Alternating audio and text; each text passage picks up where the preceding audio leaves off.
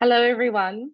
Welcome to the webinar on civil society organizations' contribution to driving accountability in the fight against corruption in Africa, jointly organized by the Data for Governance Alliance and the African Union Advisory Board Against Corruption. Today, we're here to discuss corruption and its impact on governance in Africa.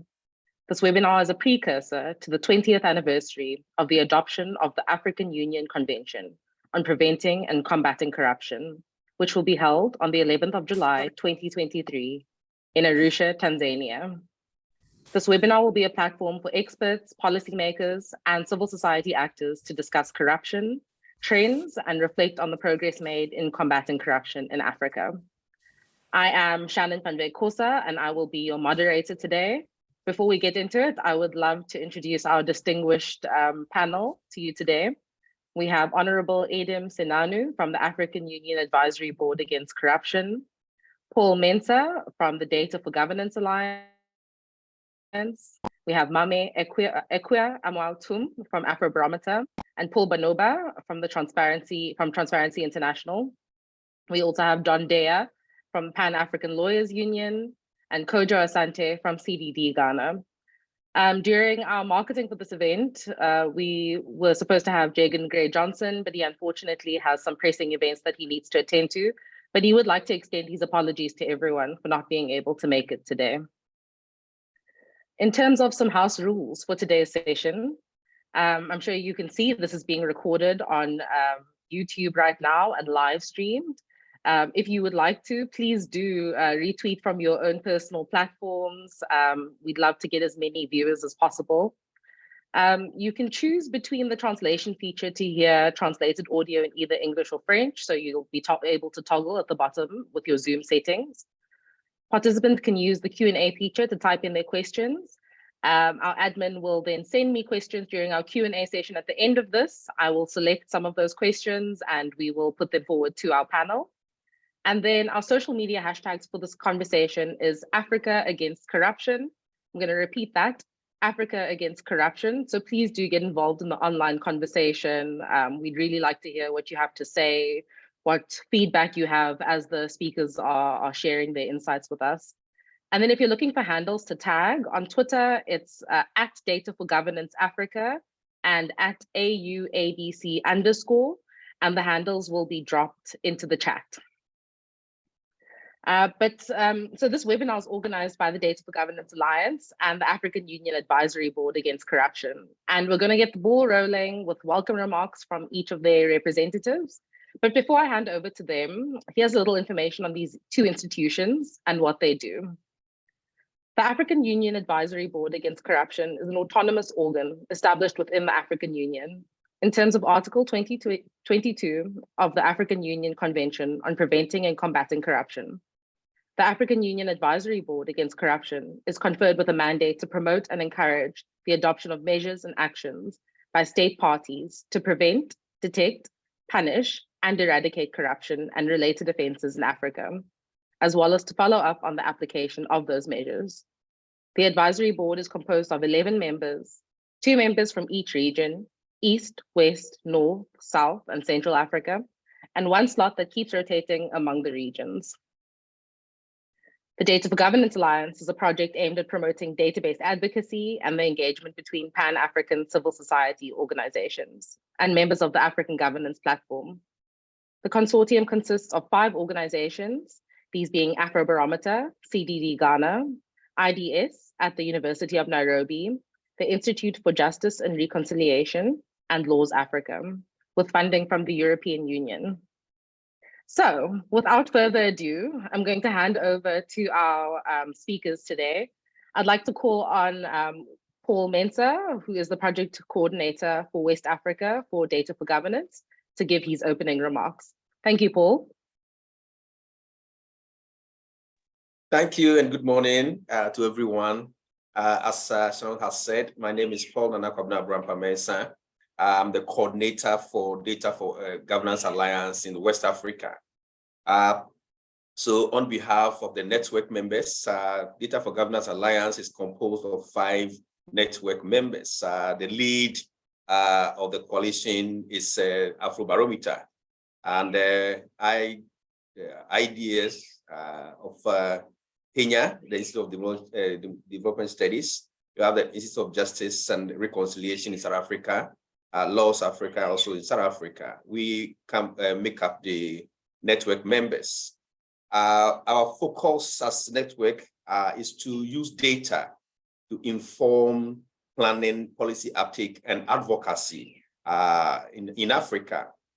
It comes from a background that our work as civil society in Africa is mostly done without informed basis. So Data for Governance Alliance wants to fill this gap by coordinating with the Afrobarometer and work within the Afrobarometer enormous data accumulation to train some civil society organizations to support advocacy.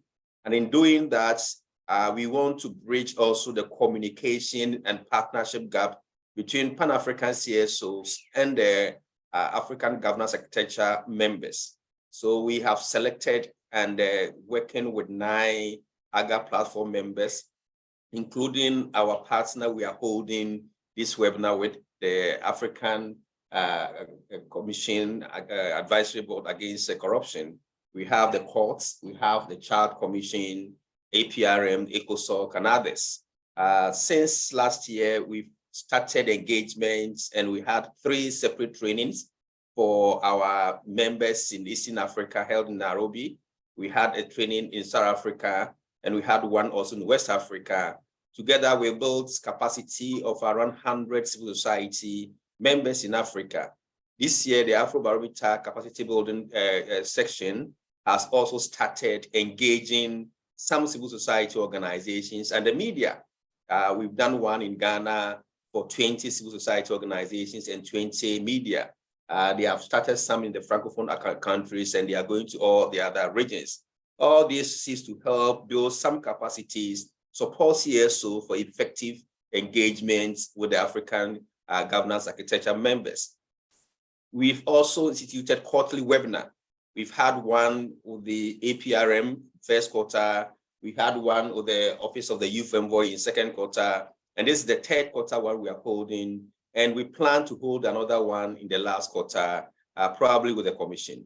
So in short, this is a brief of Data for Governance Alliance, and we encourage as many civil society organizations as possible to join some of these seminars and meetings so that we are able to bridge the gap between our civil society organizations and the AU. Thank you so much. Thank you very much, Paul. Next, we're going to hand over to Honorable Edem Senanu, a member of the African Union Advisory Board Against Corruption, to give the welcome address. I must also note that I created some confusion in the program, as Honorable Edem Senanu will be going into a context-setting piece after this. So please feel free to give your welcome address and take a pause in a moment, and I'll introduce your next section and then we can go into that. Thank you so much. Thank you very much, Shannon, and I hope you can hear me clearly. Distinguished participants and panelists, ladies and gentlemen, all protocols observed, good morning and welcome. On behalf of the chairperson of the African Union Advisory Board Against Corruption, Honorable Zainabo Diakité, and on behalf of the entire board, it is an absolute privilege for me this morning to welcome you to this CSO webinar, which is being co-hosted by the Data for Governance Alliance and the African Union Advisory Board Against Corruption. This webinar is a precursor to the 20th anniversary celebrations since the adoption of the African Union Convention on Preventing and Combating Corruption. And it could not have come at a better time and with an apt topic. Our theme for today is CSO's contribution to driving accountability in the fight against corruption in Africa. And it aligns with the theme we have adopted as a board for our 20th anniversary activities, being the AUC-PCC 20 years after achievements and prospects, which inevitably would have required and does require us to scrutinize the efforts of CSOs in the fight against corruption. Critically, the various anti-corruption commitments, whether signed or ratified, are meant to be implemented, as that is the only thing that will make a difference in the fight against corruption. And to achieve this, these commitments would have to be translated into visible and tangible actions in our various member states. CSOs can and should be playing an important role in making this possible or happen. For instance, through demanding that the various provisions of the African Union Convention on the Prevention and Combat of Corruption is being domesticated and consequently implemented, and that the various provisions are actually, being felt within the various jurisdictions. Provisions such as the whistleblower protection mechanism, witness protection measures, access to information laws are all critical in ensuring an effective anti-corruption crusade. And these are some of the things that we expect to be domesticated and implemented. It will also entail ensuring that when these provisions, or for those places where it has been domesticated and is being rolled out, that this is being done effectively. We know that many member states have put in place dedicated anti-corruption agencies to enhance the fight against corruption. CSOs can further demand that these anti-corruption agencies are fully resourced to carry out their mandate effectively. Clearly, therefore, CSOs across the length and breadth of Africa can have far-reaching impact as they work to hold government officials in different member states to account on their anti-corruption commitments and hence drive accountability on the part of governments and other stakeholders. CSOs can also play another critical role by complementing government efforts in translating the commitments into tangible actions through outlining best practices on specific measures and actions, including key provisions of the AUCPCC, and also by forming and nurturing strong alliances. For example, what we have today with this webinar is an example of what can be achieved. Such alliances or partnerships are meant to strengthen anti-corruption measures and efforts, and hence drive accountability from all stakeholders, including the board itself as the premier anti-corruption organ on the continent. As we collectively continue to reflect on the critical contribution that CSOs play in driving accountability in the fight against corruption in Africa, I would like to emphasize that the board is a very willing partner to work together with other parties for better results, and welcomes, therefore, various partnerships in this regard. Our desire is to scale up these partnerships with different stakeholders, and therefore we are extremely grateful to the Data for Governance Alliance for having partnered with us to convene this webinar. I wish all of us insightful reflections, fruitful deliberations, and hopefully all of this will go a long way as we look to the next 20 years of the fight against corruption in Africa. I thank you for your kind attention. Thank you so much, Honorable Senanu. As you prepare for your next section, I will just do a little bit of an introduction. So our next segment, we're going to be setting the scene, and Honorable Senanu will be telling us about the achievements and prospects of the AUCPCC 20 years since its adoption. If you are ready, Honorable Senanu, I'm going to hand back over to you. Thank you so much.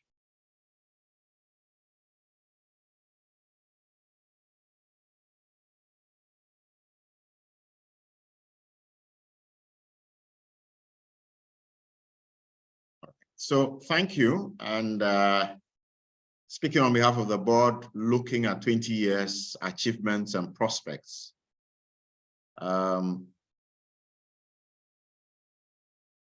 Let me start out by giving a little bit of context.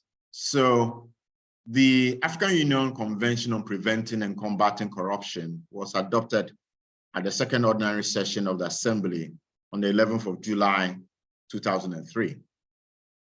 As is the practice in the AU, 30 days after the 15th instrument of ratification was, as it were, deposited, the convention came into force.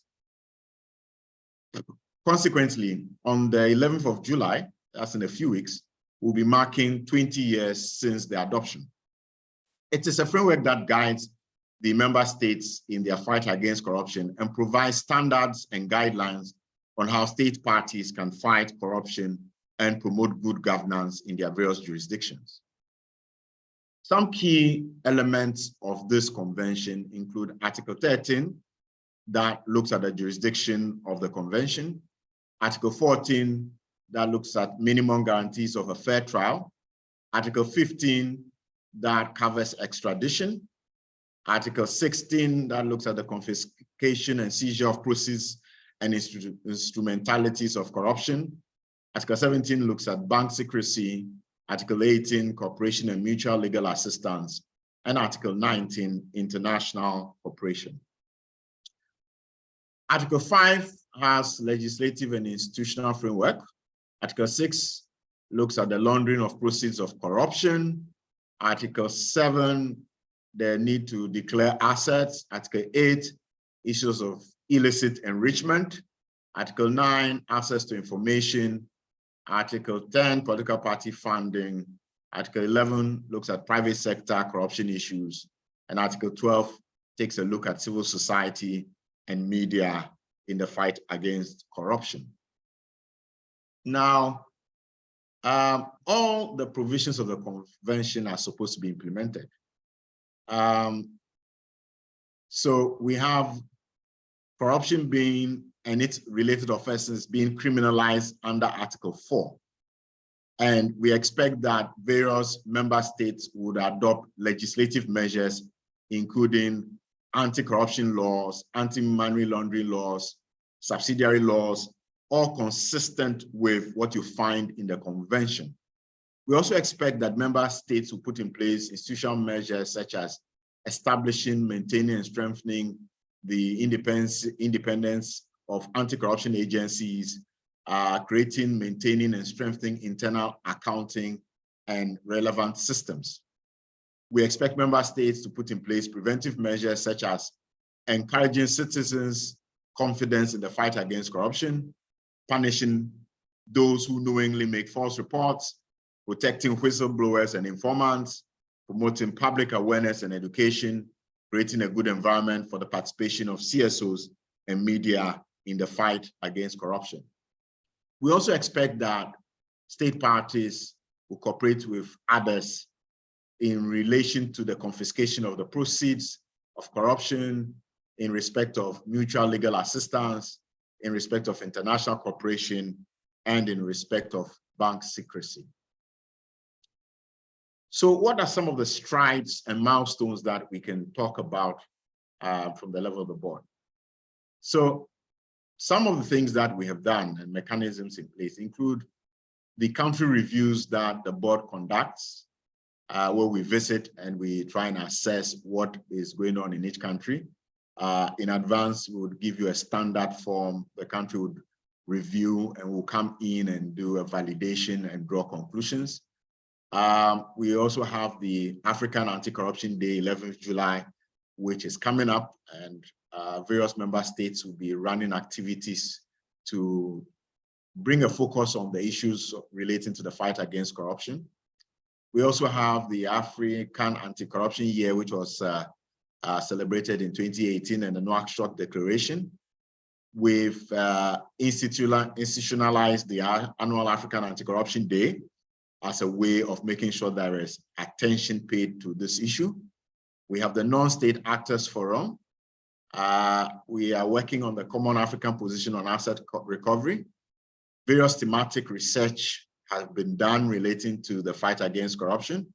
And we have been working, building partnerships to, as it were, promote the fight against corruption. In terms of ratification, to date, 49 of the 55 EU member states have signed the convention, whilst 48 member states have ratified the convention and are therefore parties to it and are expected to be implementing fully the provisions of the AUCPCC. The seven countries that have not yet ratified include Cape Verde, Djibouti, Equatorial Guinea, Eritrea, Eswatini, Somalia, and South Sudan.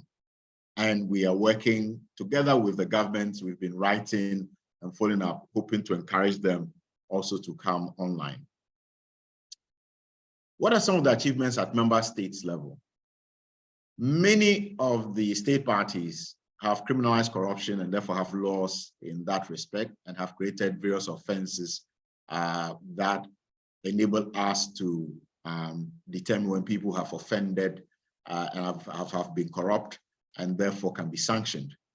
Many of the states have also recognized challenges with the legal frameworks and then therefore commenced reforms to strengthen their anti-corruption laws. Member states have also put in place institutions to promote the fight against corruption.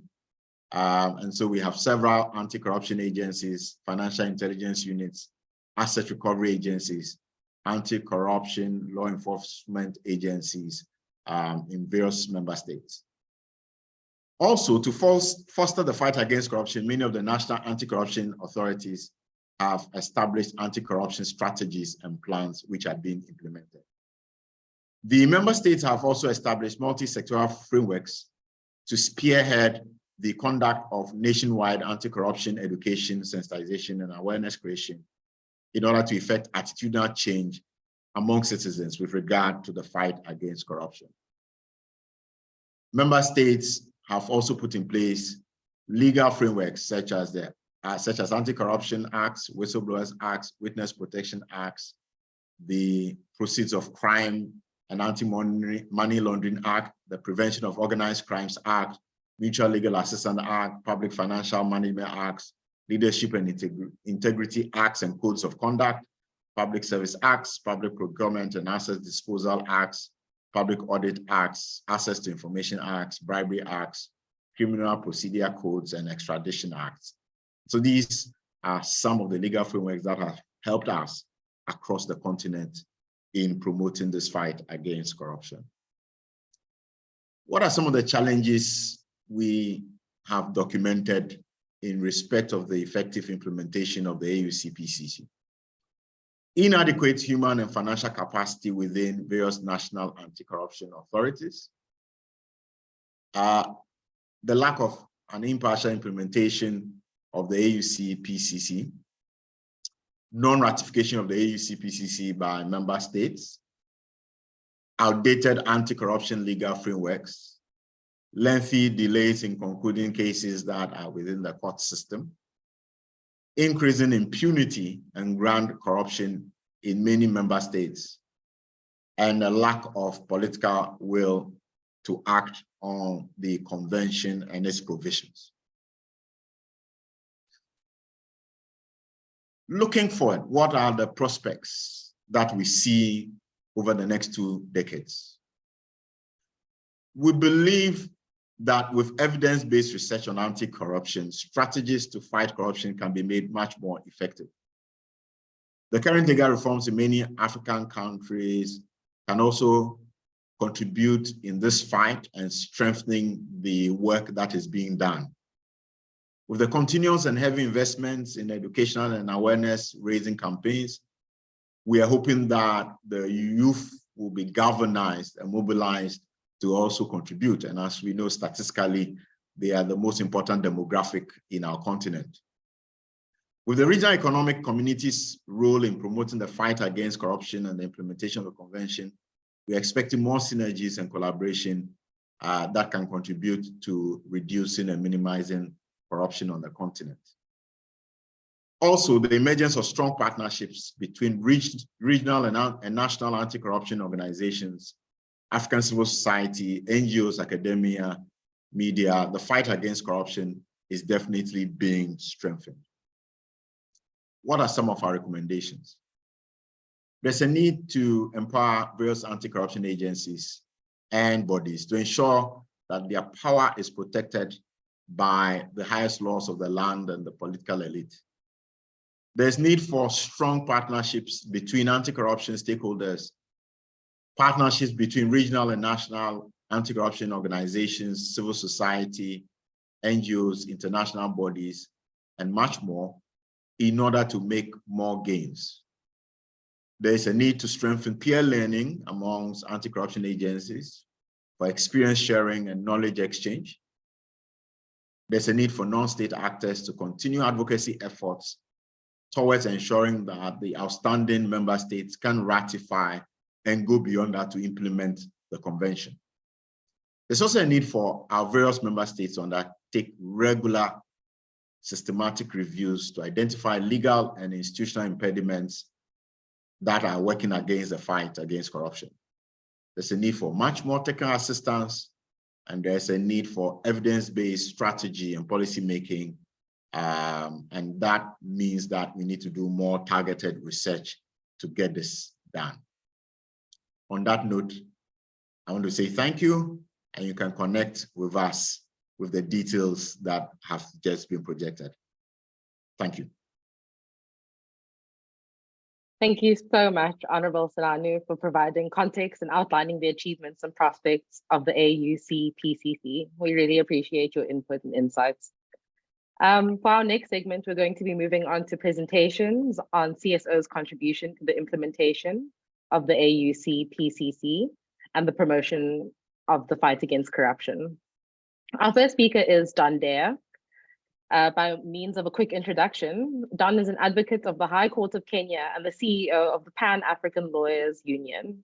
Among other things, he chairs the executive committees of the Pan-African Citizens Network, the Stop the Bleeding Consortium, and the International Coalition on the Responsibility to Protect. He's a steering committee member of the African Court Coalition, and he's a prolific litigator in various African international courts and tribunals. Thank you so much for joining us, Don. I'm going to hand over to you now. Okay, thank you very much, Shannon, and good morning or good afternoon or evening, depending on where you're joining us from, to all our participants. It's a public holiday here in Tanzania, probably in other parts of Africa as well. So it's quite a feat that we have 71 participants apart from the panelists and the organizers. It's not an easy feat to achieve at this point in time. I also give the apology of my colleague, Jagan Gray Johnson, with whom was supposed to be on the panel, but had some issues, so he couldn't join. I wanted to just make some few remarks because I prefer more, an interactive debate rather than a lecture. We tend in such forums to be preaching to the converted. So it is better that, we just have a discussion on what can practically be done rather than long theories. But I just wanted to reflect on a number of things. When Edem was speaking, one thing that is sometimes forgotten is the amount of will that we had 20 years ago around this continent. The AU Anti-Corruption Convention that Edem spoke about was ratified in 3 years. It was adopted on 11th July 2003, as Edem showed us. And by 5th August 2006, it had achieved 15 ratifications and came into force. That was one of the fastest when it comes to AU legal instruments. It usually takes about double that time to get the first 15 states to ratify. So there was quite a bit of will then, and quite a bit of, there was an air around the continent then, which seems to be lacking now, at least in terms of parts of our political and bureaucratic leadership.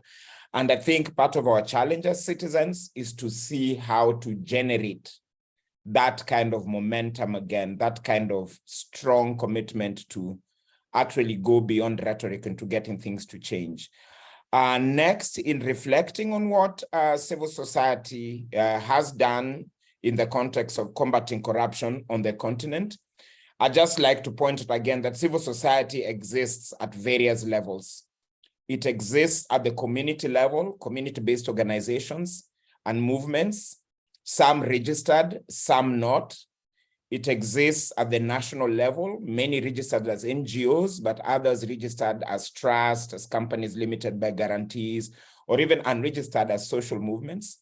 It exists at the regional level because now we've seen over the last 20 years across the entire continent, lots of NGOs or lots of civil society, broadly put, that have constituted themselves to work in the regional level, which the UN calls a sub-regional level. So in West Africa, in East Africa, in Central Africa, North Africa, and so on.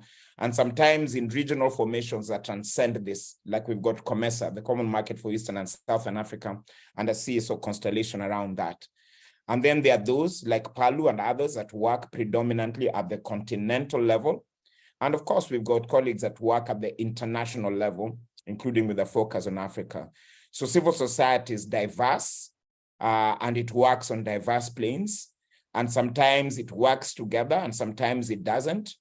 And one of our biggest recommendations is continuous stakeholder mapping, even amongst ourselves as civil society, so we know who's doing what and who we can work with, because there's a lot of work to be done, and there are not that many workers. Now, reflecting for a second on the kind of things that civil society have done in the context of combating corruption. Again, it runs the whole gamut. Awareness raising on the ills of corruption, on the existence of corruption, and on some of the tools for fighting corruption, the laws, policies, strategies, and institutions. They've also engaged in capacity building, building their own capacity, building capacity of communities to speak out for themselves, and building capacity of our governmental agencies, because as Honorable Edem has pointed out, in many instances, at the national level, at the continental level, and so on, there is a shortage of capacity, especially of human capacity. So for instance, Edem has spoken about the work that AUABC has managed to do in the last 18 or so years when it's been practically on its feet. And what is often forgotten by people is that apart from the 11 directly elected members who serve on a part-time basis, the Secretariat of the AUABC, which is supposed to run the affairs in 55 countries simultaneously on a full-time basis, has less than 6 permanent members of staff. And it has a very small budget. So sometimes when we even engage with colleagues, and you can see the high aspirations that they have for the AUABC and the role it could play, I just sometimes tell them, please go and see what the policymakers in Addis have confirmed as the structure of the Secretariat, how many permanent positions they have created, and what kind of budget that they've given. So many times civil society find itself having to pitch in to help in capacity building, continental level, sub-regional level, national level, just because of these budgetary constraints, human resource constraints, and sometimes because of the complexity of the work we're doing, also technical constraints. And civil society has engaged in the law and policy making cycle, engaging when laws and policies and strategies are being formulated at the national level, at the regional level, and at the continental level, and even at the UN level in terms of ANCAC and UNODC. We've seen very active civil society engagement. They've also engaged in investigation of actual instances of corruption, both including investigative journalism, but even just anti-corruption NGOs that try and investigate what are the trends. Is it procurement fraud? Is it nepotism? Is it bribery? Is it illicit financial flows, for instance, which is now one of the biggest issues that we're dealing with? So investigation has been one of the fortes of various kinds of civil society.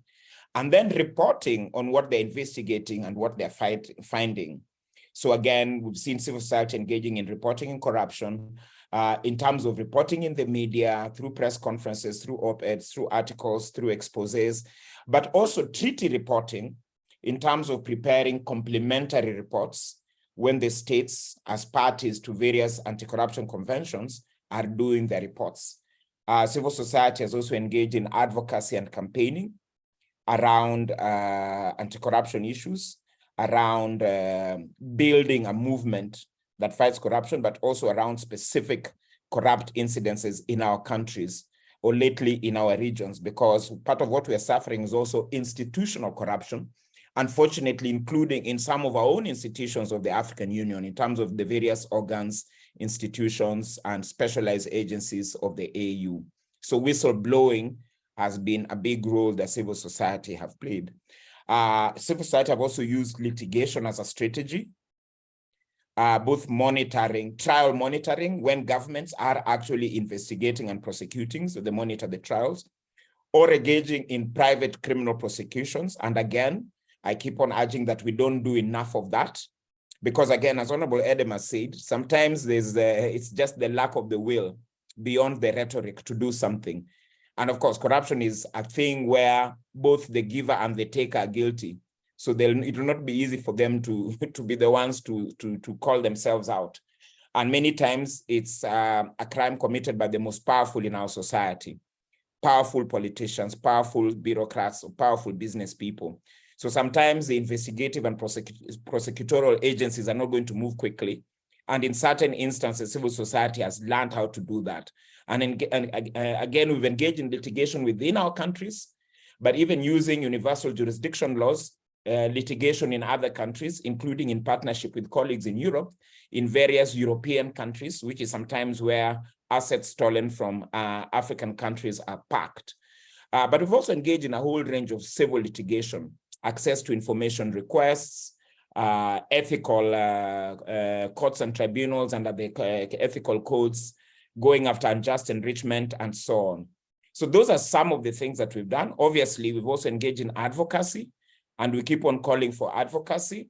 One, for instance, advocacy for universal ratification of the AU Anti-Corruption Convention. As Edem has pointed out, we have only 48 ratifications. There are 7 to go. And also for us, we've been calling for ratification of the Malabo Protocol. That is a protocol that would eventually add an international criminal jurisdiction to the existing African Court on Human and People's Rights. And we call so because in the African system, unlike the ICC, which only criminalized genocide, war crimes, crimes against humanity, and potentially in the future, the crime of aggression, in the African legal instrument, these 4 were added, but we also put a crime of corruption, a crime of money laundering, a crime of illicit exploitation of natural resources. And then the Malabo Protocol provides for individual criminal liability, as for instance, does the Rome Statute system. But it also provides for corporate criminal liability. So you can go after the individuals, but you can also go after the companies.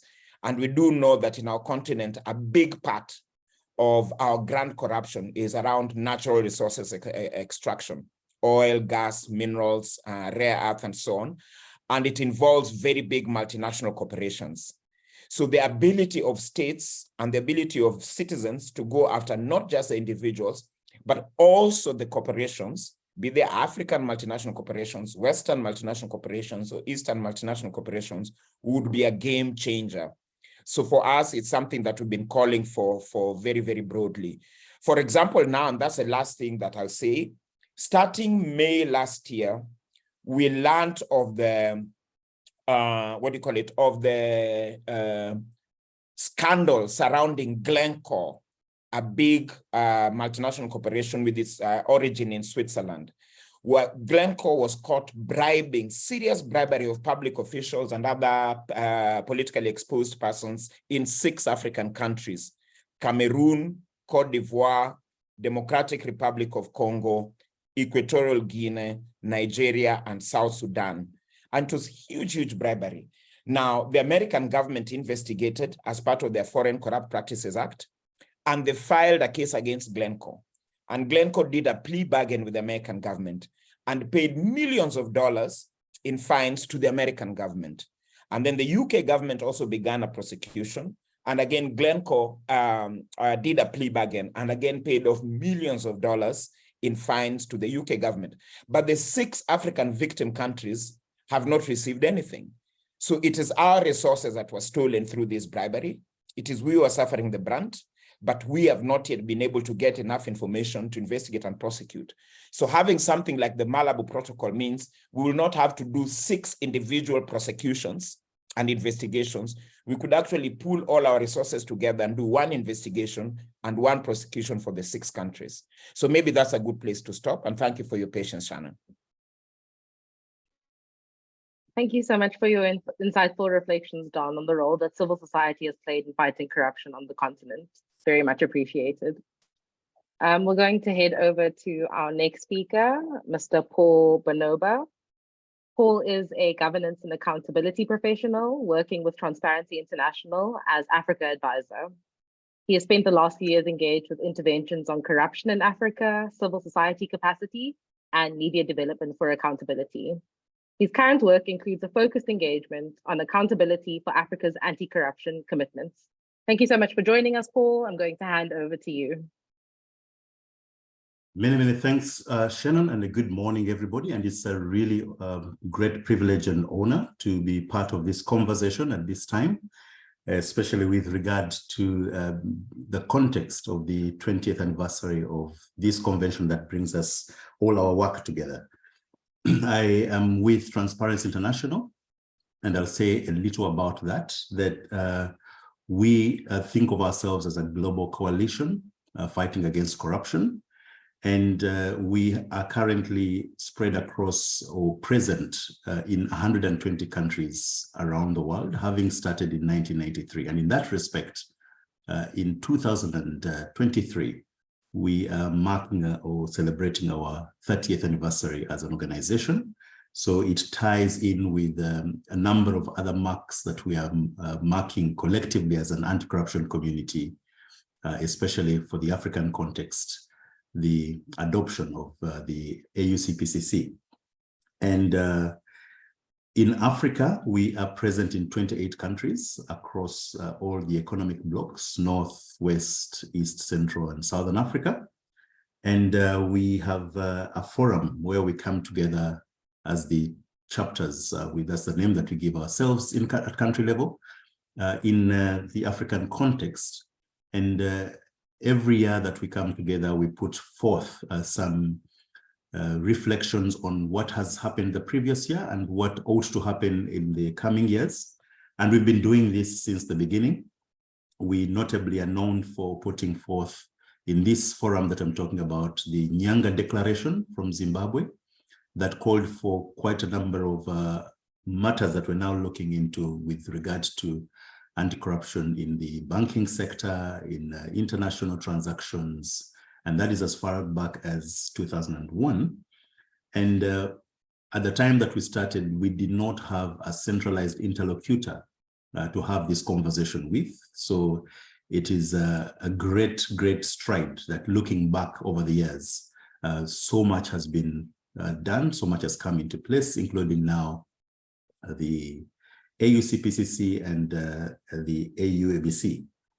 And in terms of the collaboration that we have, let me speak a little bit like Don. Let me actually add a few reflections to my brother Don, because I think I agree that that is a practical way to have these conversations.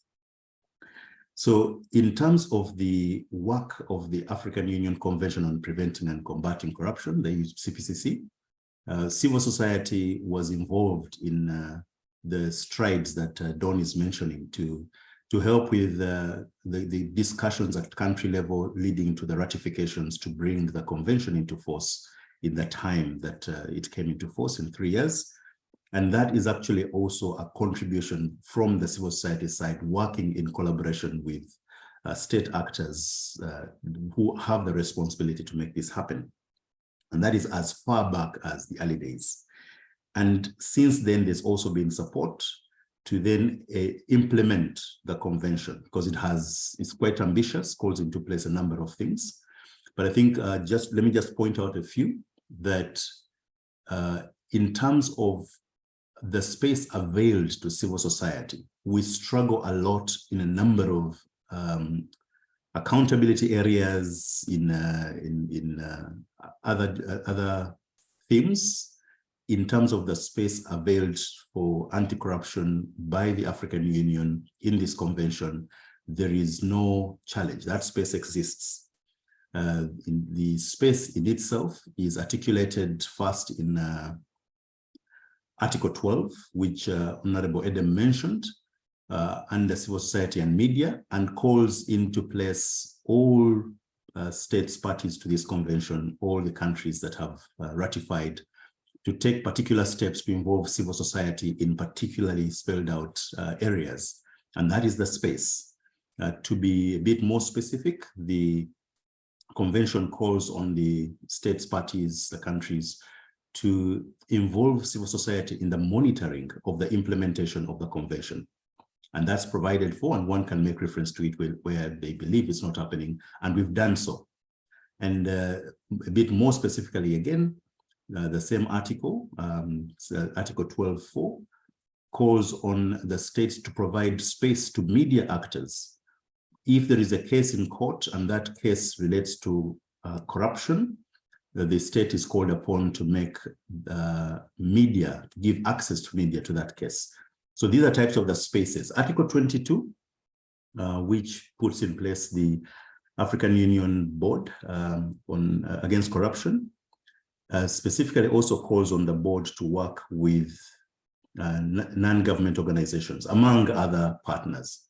And the board has so generously done so and called upon civil society to engage, to work with the board, to participate in the activities of the board. And that is the space. So in that respect, there is no struggle, and there is no, one cannot say, like we say elsewhere, that we are challenged, there's shrinking space or we do not have access. And therefore, with that space available, some of the limitations have been capacity limitations, as have been mentioned. And if we do manage to get over some of these capacity hurdles, the next 20 years could achieve quite more. One aspect that would, in our view, be a bit transformative is on data. So it's quite appropriate that in this section, I mention it here. There is already some available data by way of research done by civil society organizations. And it might be valuable to find ways of collecting this data and presenting it to these spaces that have been availed, and then also bring in some coordination and being aware of what is going on in all these spaces, in the courts. And we have tried to some respect, I would say, and I will also end with this in a few minutes, that we are working towards a social movement, but perhaps this social movement is not yet loud enough on this issue of anti-corruption. But we are working towards a social movement. And as a social movement, if we could collect all our different actions in some sort of coordinated way and enable those who can take action on them to see them clearly, there is some merit to be given to what could come out of that. That is not yet happening at the scale at which we would expect it. One of the reports we put together is the assessment of the implementation of this convention, the African Union Convention on Preventing and Combating Corruption. We had the opportunity when the African Union designated 2018 as the African Anti-Corruption Year. We had the opportunity to work with the partners who are all coming together to celebrate this year and to take on board a number of activities in this year under the aegis of the then multi-stakeholder working group on corruption, of which many of us have been part. My brother Don, my brother Jegan, who's not here. And we managed to collect some information and put it before the board. From the Transparency International side, the exercise that we did to assess 4 articles of the convention and the state of the implementation also exposed that there are quite some difficulties in accessing data on how we are doing. If you wanted to know how many cases have been prosecuted on anti-money laundering in the jurisdictions that have ratified this convention, you would struggle, because we did struggle to find this information. Some countries are doing better than others, but it's good to put it out and see, this is how far we've gone. This is so-and-so is doing better than they were doing last year. Maybe they've made some progress, have lessons. Can we visit? Can we learn? So that data is not yet together. It's not, and it would give us great strides if it came together. We have, and I'll end with this, we have the opportunity also during the country visits as civil society, when the African Union conducts the missions that Honorable Edem has talked about. The conversation is not only with the state, the conversation is also with civil society, and that is a coordinated conversation. It's another space that one could take advantage of and make more meaning from. So in the next 20 years, if I were to look forward into the future, be a bit of a clairvoyant, I would say that if data came together and civil society also organized to utilize the already existing spaces, and the ones which are opening up, there are some which are opening up by default. There are some which have already been opened by the convention.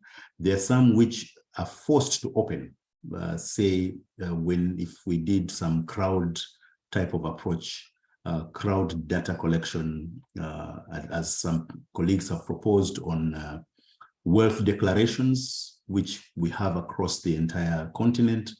If Paul, who is coming into office, makes a declaration, my community should be able to see what I've declared. and my community can also validate whether what I'm saying is correct or not in those declarations. So those types of conversations bring together many actors, putting information in the same space, visible to everybody else. We would make some strides. That's where we look at in the next 20 years. And perhaps we can have some more reflection around that. I thank you so much, Shannon. I think it's a good place to stop and back to you. Paul, thank you so much for providing context on the work of Transparency International within the anti-corruption community and providing tangible next steps for the continent.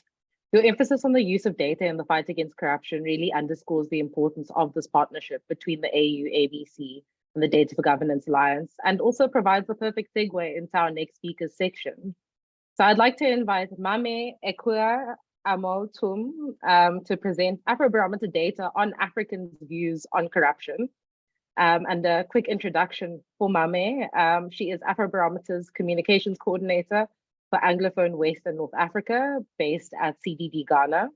In her capacity, she oversees Afrobarometer's communication activities in Ghana, Nigeria, Sierra Leone, Gambia, Liberia, Tunisia, Algeria, Cabo Verde, and Sao Tome and Principe. She has authored extensively on various themes, including corruption. Mame, the floor is yours. Thank you, Shannon. Good morning and good afternoon to everyone, depending on where you're joining us from. Like Shannon said, my name is Mame Ekwia, and I work at CDD Ghana as the Anglophone Comms Coordinator on the Afrobarometer project. And today I'm very excited to share the Afrobarometer findings on what Africans' views are on corruption. But before I go into the findings, I'd like to give us a brief introduction about Afrobarometer. So Afrobarometer is a Pan-African survey research organization that provides reliable data on the experiences and aspirations of African citizens regarding democracy, governance, and quality of life, and also including topics like corruption, which we are discussing today. Our goal is to give African publics a voice in policy and decision-making. As a network, we've conducted 8 rounds of surveys since 1999 in up to 39 African countries. And currently, we are closing the chapter on round 9 surveys and preparing for round 10. If you look at the next slides, these are some of the countries that we'll be working in, and the gray areas are the countries we are yet to conduct survey in. I'd like to quickly touch on our methodology. So we use a nationally representative sample of adult citizens in our surveys. And so this means that our respondents are 18 years and above. We also conduct our interviews face-to-face, and most importantly, in the language of the respondent's choice. We also use a standard questionnaire across our countries, and this allows us to do comparisons of our responses across these countries and also do overtime analysis. Our sample sizes are between 1002 to 1004, and this yields country-level results with margins of sampling error plus or minus to plus or minus 2 to plus or minus 3 percentage points. And so with that, let's go into our findings. So, just a sec. So on average, across 36 African countries surveyed in 2021, 2022, almost 6 in 10 Africans, and that's 58%, say that corruption increased in their country during the previous year, including 46% who say it increased a lot. And then we have 1 in 5, and that's 19%, who believe that corruption at least decreased somewhat, while 20% say it stayed at the same level.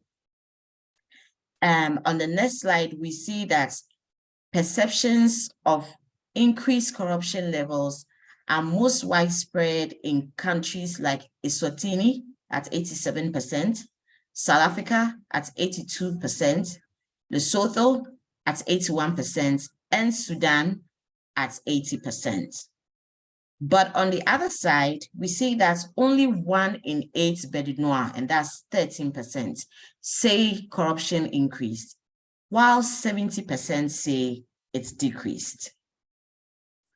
Now, on our next slide, we see that since 2014, 2015, the situation has worsened significantly in 12 of the 30 countries surveyed in both 2014, 2015, and 2021, 2022.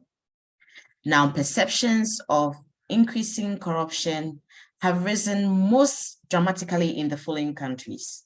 We have Senegal, where perceptions of increasing corruption has risen by 39 percentage points, and that's from 34% to 73%. Followed by Burkina Faso, where perceptions of increasing corruption has risen by 29 points. Then we have Gabon by 24 points, Cameroon by 23 points, and Cote d'Ivoire by 22 points. But in Benin, we see that the proportion who reports that corruption is increasing has dropped by 61 percentage points. Again, we see drastic declines being recorded in countries like Zambia, and this is by 36 points, Tanzania by 27 points, Lesotho by 24 points, and Sierra Leone by 19 points. So this leads us to our next slide. Who is corrupt in Africa? Now we see that among key public institutions, the police are most widely seen as corrupt. On average, almost half of Africans say most or all police officials are involved in corruption, in addition to 41% who see some of them as corrupt. Now, again, we see that more than 1/3 of citizens see corruption among most or all members of parliament. They see corruption in most or all tax officials, civil servants, presidency officials, and judges and magistrates at 35%. Now, let's zoom in a bit to the police. Here we see that in 14 of the 36 countries, half or more of the adult population believe that most or all police officials are corrupt. And we see that perceived corruption among the police is highest in Uganda at 75%, Nigeria at 73%, and Sierra Leone at 72%. Now, on our next slide, we see that on average, across 30 countries consistently interviewed between 2014, 2015, and 2021, 2022, perceptions of institutional corruption have remained unchanged for the police. And you can see that it's only moved from 47% to 48%. We see the same, that perceptions of corruption have remained unchanged for MPs, for civil servants, and judges and magistrates. But we do find that the proportions of citizens who see most or all officials as corrupt increased by 7 percentage points for the office of the president or prime minister. Now let's look at Africans' experience when it comes to bribery. On average, across 36 countries, more than 1/3 of citizens who dealt with the police during the previous year say they had to pay a bribe. And so this is 37% of those who sought police assistance and 35% of those who encountered the police in other situations, such as a traffic stop or investigation. Now, again, we see that the same is true for 3 in 10 citizens who tried to obtain a government document, and 1 in 5 who went for medical care, that's 20%, or requested assistance at a public school, and that's 19%. So that leads us to the question, how do Africans rate their government performance in fighting corruption? From this slide, we see that about 2/3 of Africans say their government is doing a fairly bad, that's 27%, or very bad, that's 40%, job of fighting official corruption. And only 3 in 10, that's 30%, approve of their government's performance. Still on government performance, our findings show that only in 6 countries do more than half of citizens approve of their government's anti-corruption efforts. And these countries are Benin at 77%, Tanzania at 65%, Zambia at 61%, Mali at 59%, Sierra Leone at 58%, and Guinea at 52%. Now, we also see that fewer than 1 in 5 citizens in Sudan, Gabon, Eswatini, South Africa, Liberia, Gambia, Lesotho, Ghana, Uganda, and Nigeria approve of their government's anti-graft efforts. And on the next slide, we see that with overtime, we see on average across 29 countries surveyed in both 2014, 2015, and 2021, 2022, positive assessment of the government's handling of corruption have not changed. But when you come to the country level, approval ratings have soared in Benin, and this is by 58 percentage points. It has soared in Sierra Leone by 39 points, in Zambia by 29 points, and Tanzania by 28 points. But on the other hand, 17 countries record declines in approval ratings, including huge drops in Eswatini, and this by 38 points, in Lesotho, in Botswana, in Senegal, and Burkina Faso by 22 points. So how do Africans feel about reporting corruption in their countries? And this brings me to the final part of my presentation.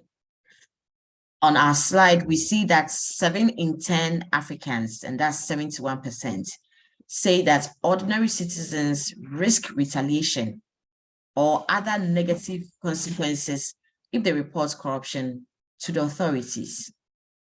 And it's only 1 in 4, and that's 20%, 26%, who believe that they can speak up without fear. When you zoom in, you see that around 9 out of 10 citizens fear retaliation in Gabon, in Nigeria, and in Eswatini. But when you take Mauritania and Morocco, they are the only countries where fewer than half of citizens share this view.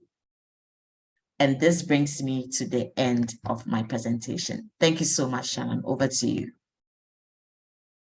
Mame, thank you for grounding the insights shared by panelists in data from African citizens. And I'd just like to remind everyone on this webinar and who's watching online that Afrobarometer data is open and available to anyone. You just need to head over to afrobarometer.org to explore data on perceptions of corruption and many other topics.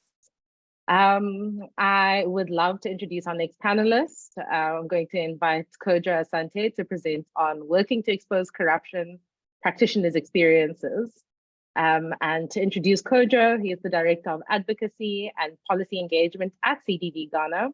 For the last 18 years as a legal policy and governance specialist, Kojo has worked and led advocacy on a diverse range of issues, including anti-corruption, social accountability, local government, human rights, natural resource governance, and the politics of development. He's going to share with us insights from some CDD Ghana anti-corruption initiatives, notable among which is Corruption Watch. Kojo, thank you so much for joining us, and I'm going to hand over to you. Thank you very much, Shannon. And thanks for the Data for Governance Alliance and the AU Board Against Anti-Corruption for inviting me to, this very important discussion. I think that sometimes we complain that corruption, we talk too much about corruption, but I think that if we don't keep talking about corruption, then corruption would completely eat us all and destroy our development and our democracy. I'm trying to share my slides here. Let's see.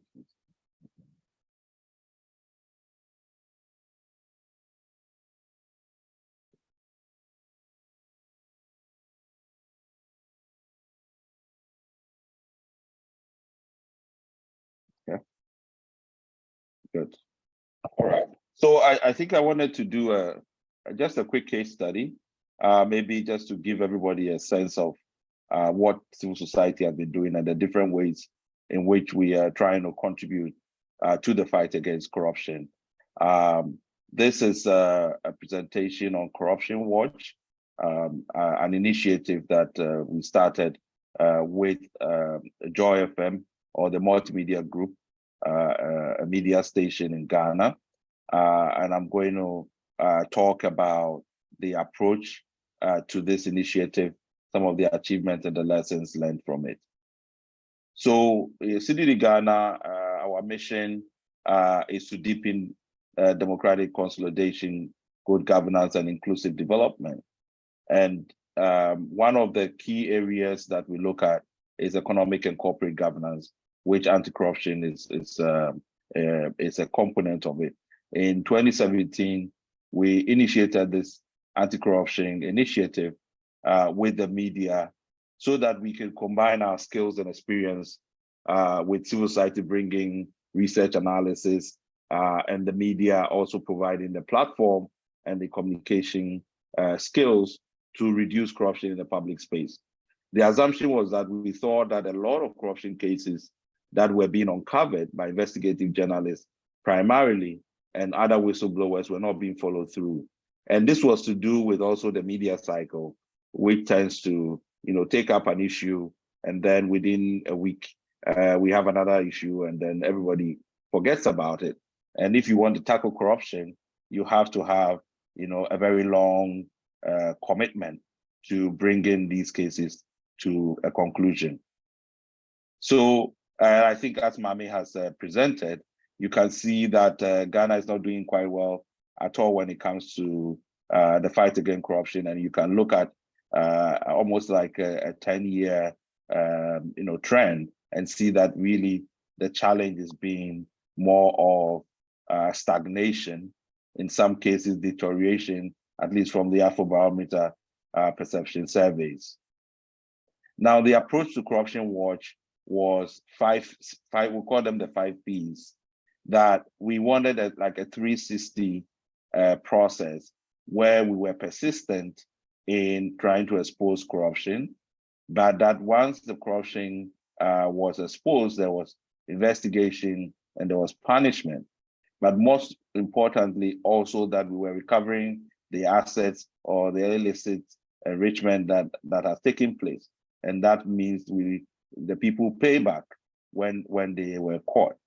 And then we were also thinking about policy. How do we tighten the structures so that what was the advantage that was taken off was not repeated in another case.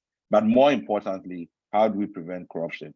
So these were always our guiding principles with Corruption Watch. And it was a radio show, so you have different components, but a key part of it is a radio show that is broadcasted on Joy FM, both their English language radio station and their local language radio station every other week. And you have about 6 segments which are discussed. So sometimes it's a new corruption case. Sometimes you are just sharing best practices. Sometimes you just want to educate, and sometimes you do a total recall where you know that a case is not being followed through. And in the good moments, we were able to run about 40 shows in a year. Now, let me talk about some of the key achievements. Corruption Watch independently, over the period, independently uncovered about 70 corruption cases. About 90 or so radio stations, radio shows have been broadcasted with the main objective of just keeping everybody on their toes regarding the incidents of corruption. Some of the exposés that were done, one involved the illegal sale of blood by staff of a blood bank in major hospitals, and this led to a big, investigation, basically exposing blood contractors in these hospitals, and the confiscation of fridges and things that they were using in these hospitals. And eventually, those staff members were disciplined, and the measures were put in place to ensure that this was not taking place. Another case involved the charging and the exploitation of pregnant women in the hospitals, where they were being charged for things that they were supposed to get for free under a health scheme, a public health scheme in Ghana. And this also led to a series of investigations by various institutions so that the process could be stopped. I mean, it was that serious that in some cases people were literally on their delivery bed and were being taxed to pay or that they were not going to be attended to. And then one very serious case that we uncovered was how second cycle institutions, both public and private, were having these grant schemes to allow candidates to cheat in the West Africa Secondary School Certificate Examination. And this story generated huge public interest, including drawing attention to the issue that the Ghana Education Service was able to sanction the schools, some of the individuals involved in the case.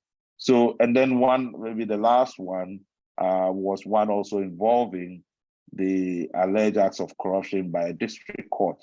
And in essence, this was allegations that were leveled against a registrar of a magistrate's court, who was basically pocketing monies that had been given as awards to litigants, and then somehow with the connivance of the magistrate, was not able to account for these monies, and eventually he was busted, dismissed from the judicial service, and the magistrates as well was dismissed.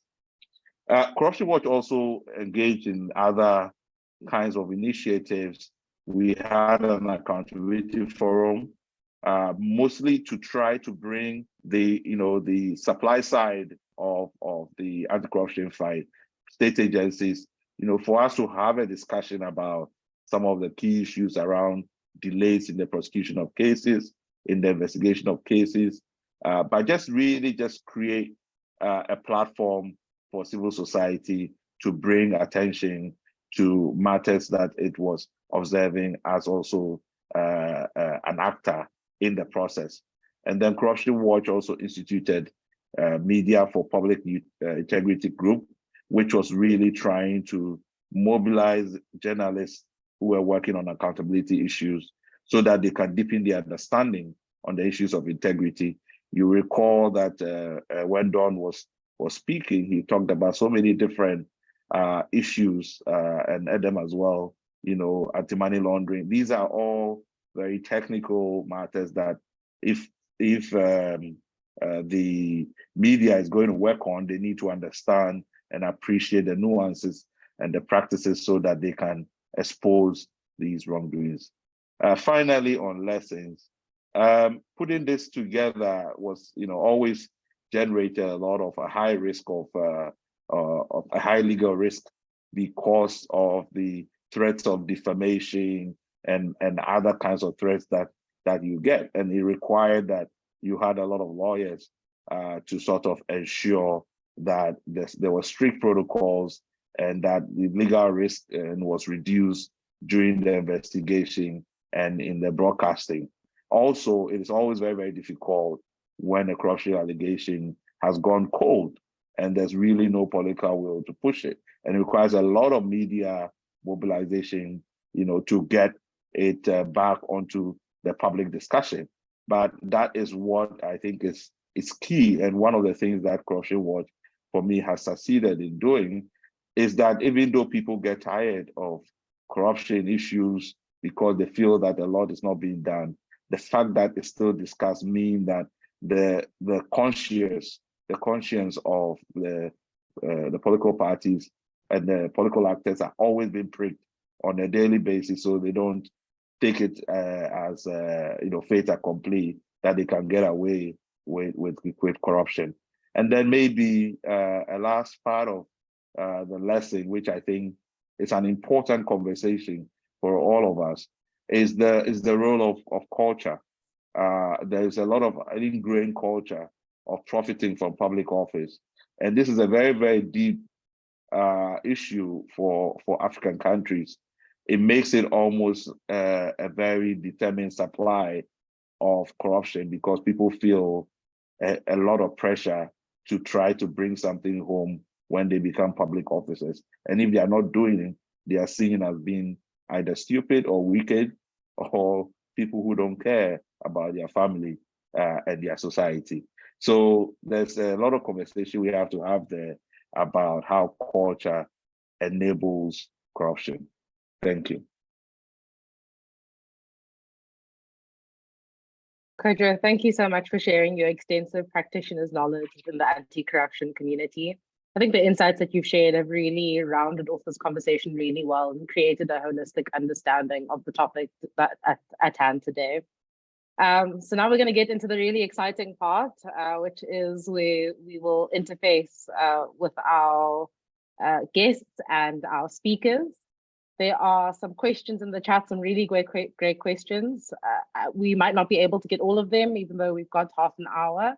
Some of them have been directed at specific speakers. So I'm going to start off with the first one. Paul Banoba, this is for you.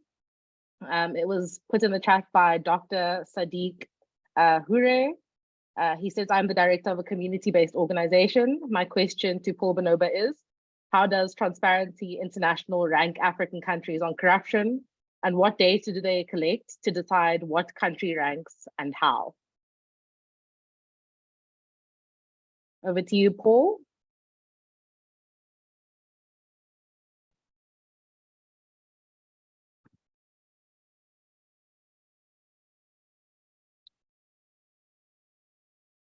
Let me know if I should repeat the question, Paul.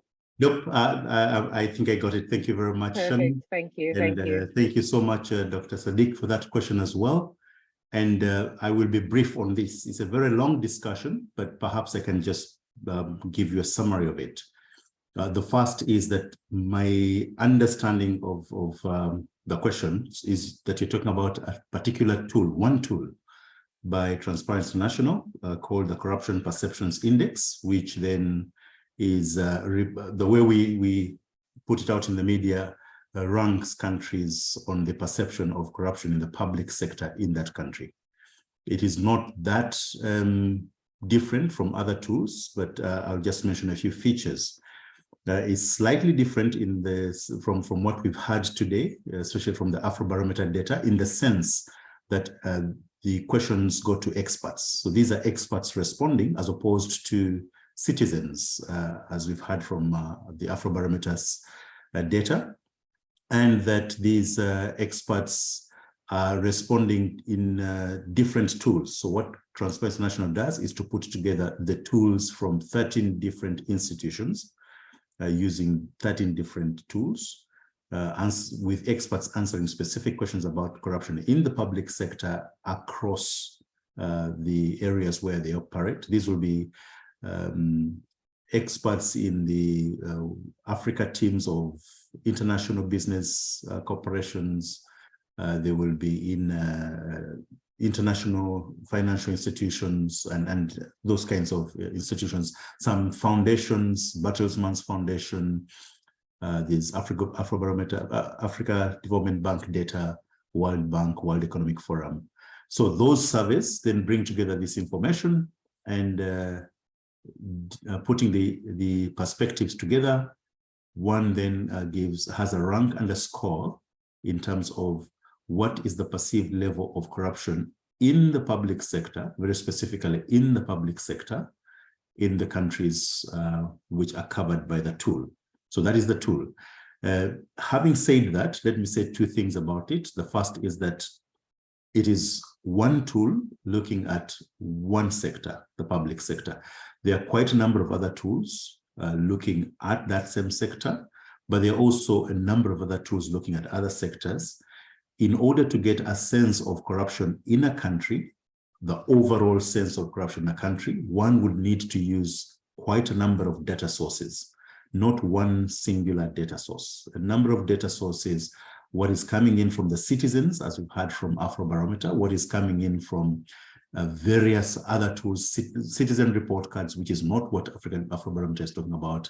There will be sector-specific tools. How is corruption in the judiciary in this sector? How is corruption in the, the delivery of public services, water services, land in a particular country? So to get a sense of the totality of how a country is progressing against corruption, that would then also require its own tools, which we're looking at anti-corruption, not corruption, but anti-corruption. How is a country progressing on the scale of fighting against corruption as a problem in that particular country? So my encouragement would be to think of, for anti-corruption actors, a multiple set of tools which provide a lot more data points to look at what is happening at the level of corruption, but also at the level of anti-corruption. Thank you very much. Thank you, Paul. Before we move on to our next question, I'd also just like to direct all of our guests to the Q&A section, the function in your Zoom chat. Thank you so much to our speakers who are already answering questions in there. There's quite a lively chat happening. So as you're listening, please feel free to also hop over there and read some of the answers. The next question I'm going to take is from Paul Hoffman.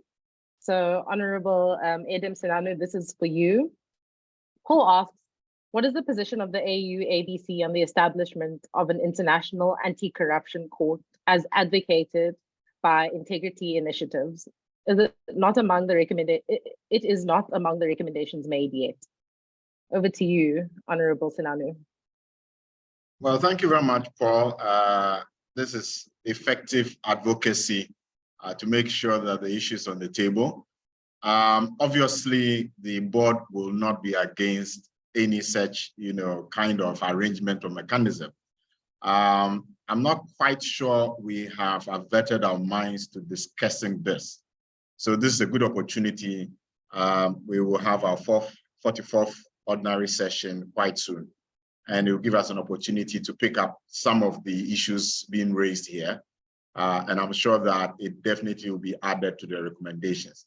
I think that having anti-corruption courts at the national, continental, international level are all some of the strategies that will be key to ensuring that, we have faster rulings on cases, sets the kind of precedents that stops or reduces the impunity that we are seeing in various jurisdictions. So that would be my response. Thank you. Thank you, Honorable Senanu. Since we have you on screen already, I think I will take another question from Dr. Sadiq Hure. He says, my second question is to Honorable Edem Senanu. He says, Africa is plagued by rampant corruption. What is one effective way the AU is trying to completely eradicate this menace that is corruption? I see you're already typing your answer for that, so I'm going to hand over to you to give it to us. Yeah, I stopped because you started the engagement, so I thought I could just speak to it. Well, as we usually say, to talk about completely eradicating is quite difficult. But yes, minimize corruption on the continent. I think that the AUCPCC is the single most important instrument that the AU has developed that stands a good chance of making us make good strides in combating corruption. Not less than 48 countries gives you 87.7 or so. That's almost 90% of countries having ratified this. I think that the challenge is really translating this into laws, policies, strategies, actions, ensuring that governments allocate resources to get implementation. And how we ensure this is done at the member state level is what really matters. And so for me, the most significant initiative by the AU to date has been the convention that we want to review and are reviewing at the moment. But the challenge really is at the operational level. What have we done to ensure that we have translated this into laws, policies, strategies, actions, allocations of budgets, and how civil society can get us to do that much more. I think that then we'll see that the convention comes to life. We can see alignment, and we probably will make greater strides in this fight against corruption. So for now, that is it. I think moving forward, if I just should chip that in, we need to be innovative. As many of us have pointed out, there's been a kind of a lag. We've lost the enthusiasm, the excitement about dealing with corruption seems to have waned.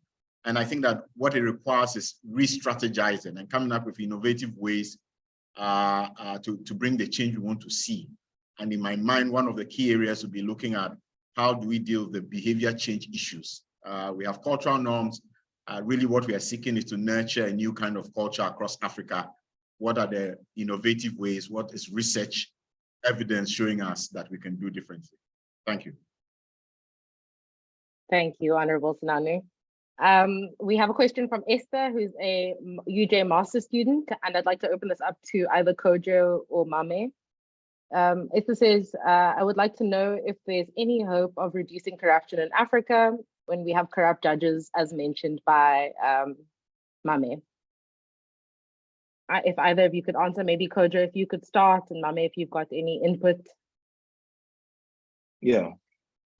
Well, I mean, I think for me, currently, the biggest challenge we have is that even though civil society is really, and I would add media, I think they've been really at the forefront of trying to keep the corruption issue on the public burner.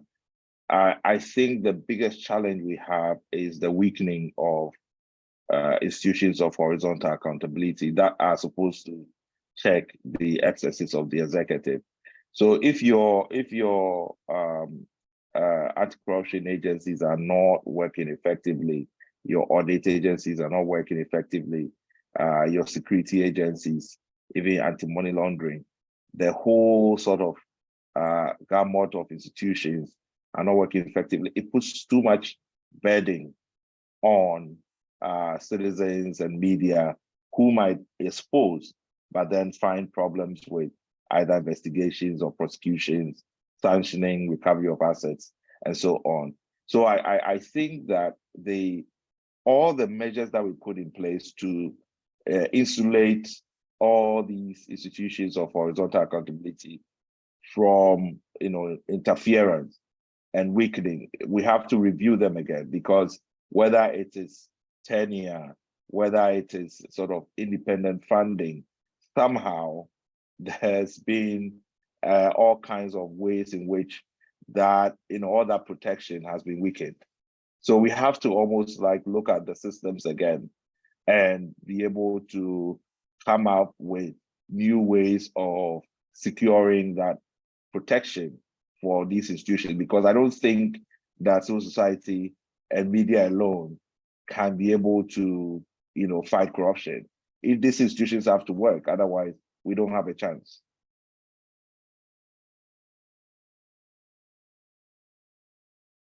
Thank you, Kojo.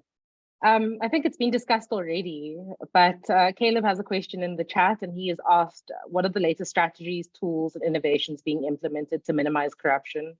So we've had some kind of discussion around what these innovations look like. I'd like to open it up to the panel to see if there's anything that we may have missed or anything that you'd like to contribute to this conversation.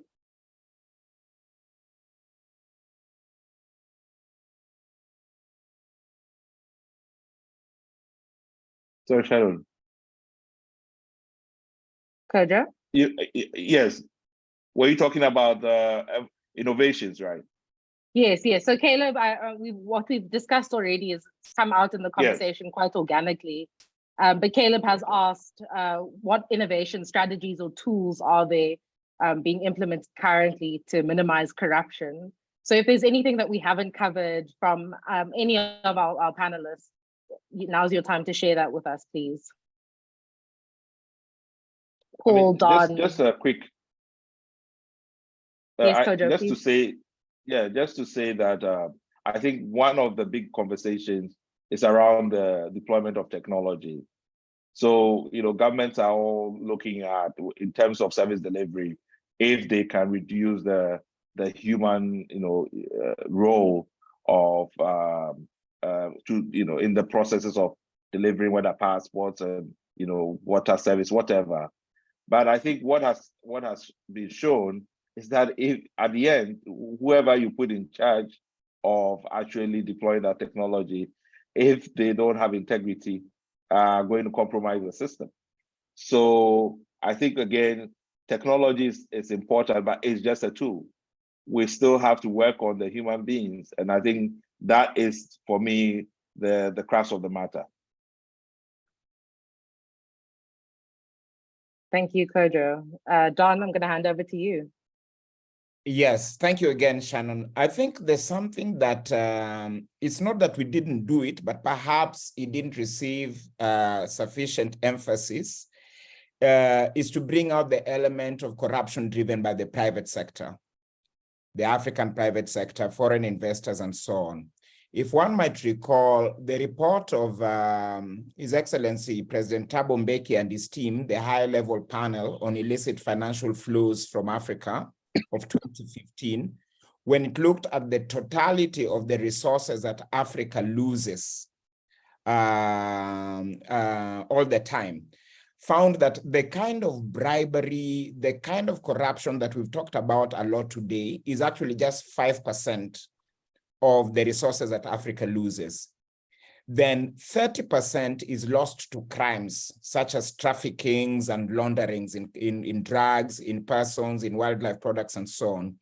And that 65% of the resources that Africa loses is actually commerce-based losses, tax evasion, aggressive tax avoidance, transfer mispricing, and so on. So we just have to be careful that we do not invest 95% of our advocacy time fighting 5% of the problem, and then spend only 5% of our advocacy resources, on what should be 95% of the problem. So I think that should be brought out. And when we are expanding our lenses at what else we can do to reduce corruption on the continent, so that there's domestic resource mobilization to provide the public goods and services that people want, we should bear that in mind, that we're losing a lot to the private sector, and that should also be addressed. Thanks. Thanks so much, Don. Okay, next question, also from Dr. Sadiq Hure. This is directed at Honorable Senanu and Paul Banoba. Sadiq Hure says, are you aware that INGOs that operate in Africa engage in rampant corruption by embezzling lots of resources, including official development assistance or humanitarian support resources that would otherwise be used to end hunger and poverty? What is AUABC doing about these corrupt INGOs who also cahoot with local NGOs? And the same question to Mr. Banoba, what is Transparency International doing to stop this widespread corruption? So Honorable Senanu, I'm going to hand over to you first, and then Paul, if you can come in after that, please. Well, thank you very much. I think that in general, we have a mandate to oversee the execution of the convention, and it enjoins us to engage member states CSOs, media, and other groupings to get this task done. And to that extent, obviously, when it comes to our notice that there are particular groupings or NGOs and we can speak about it, we'll do just that. I don't think it's something that we've spoken about as a widespread issue. Perhaps one of the recent things we've done is to establish the African Anti-Corruption Research Network, perhaps collecting some more data on what is going on in that space so that one can speak to it much more coherently.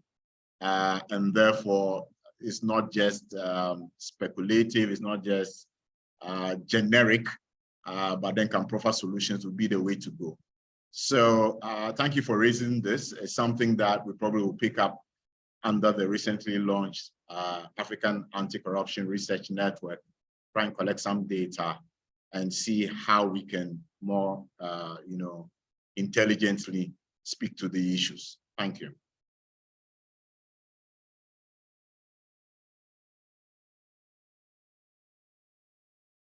Thank you, Honorable Sinanu. I think we can hand over to Paul now. Thank you so much, Shannon. I think I will only add to what Honorable Sinanu has mentioned, and maybe also link back to what Dawn has mentioned as one observation, and then just one other small observation. So with regard to the addition, it's around data. So the anti-corruption community, especially the state, we would encourage the state, and we do this all the time, to focus on the aspects that are heaviest. So if, as Dawn mentioned, we have data that says 65% of our loss is really, we are bleeding through this particular vehicle, through this particular avenue, there is merit in focusing where the burden is greatest. And maybe that's something that we have not done enough of, but it's something that is rational to do, that this is where the problem is, this is what the data says. And in that respect, also looking at the Afrobarometer data that our colleagues have just presented, and also like in the recent survey, but also mentioned aspects of the methodology, the findings.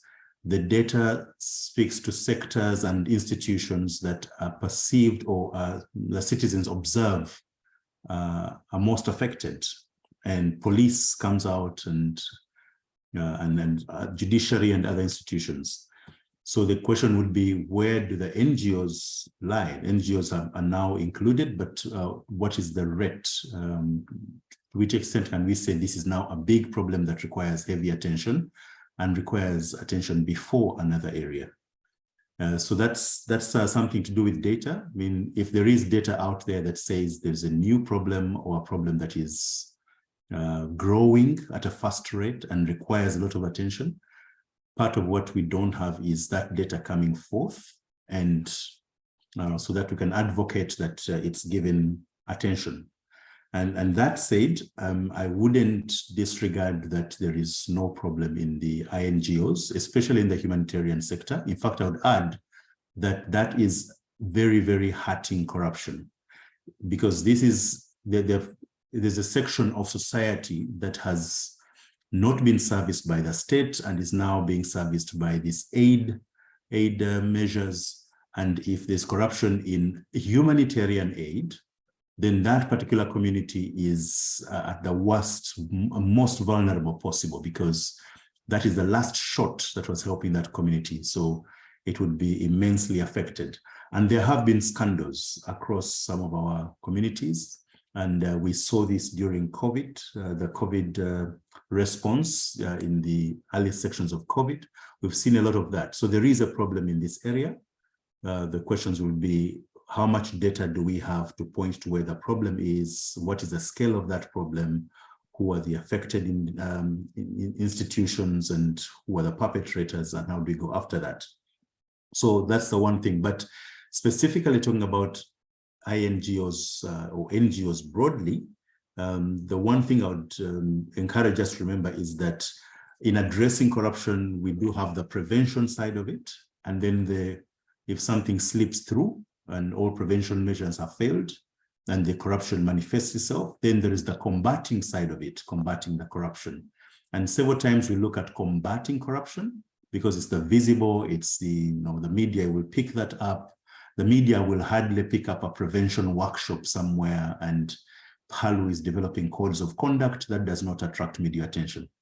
So there is a lot of work to be done for visitors to a country, like an INGO that is not domiciled in a country is coming in. There's regulators who will have to look at that. There is people who look at the operations, registration. All those measures would have to fail for corruption to seep through an INGO. So there are a number of other areas we can look at. But broadly speaking, the data has to come out and point to that problem, and then the actors need to swing in to look at what has failed. Thank you very much. Thank you so much, Paul.